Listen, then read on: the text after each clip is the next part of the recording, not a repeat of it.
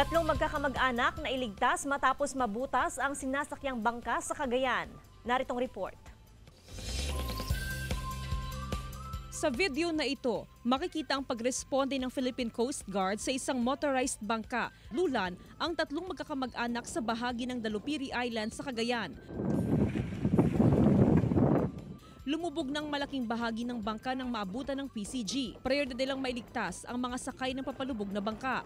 Makalipas ang ilang minuto, tagumpay na nailigtas ang tatlong lalaking sakay ng bangka. Malaking bagay din po na after nang nakatawag sila po sa isang kakilala nila, so nai-report din naman po agad sa Philippine Coast Guard, and without delay po, nag-conduct po kami agad ng search and rescue operation po.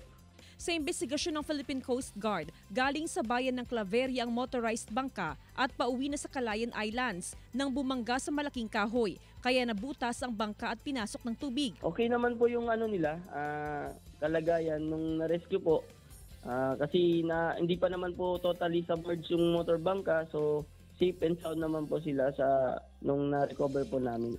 Regular naman ang inspeksyon ng PCG sa mga motorized bangka para matiyak na ligtas ang mga ito sa pagpalaot. Jasmine Gabriel Galban para sa Mornings with GMA Regional TV.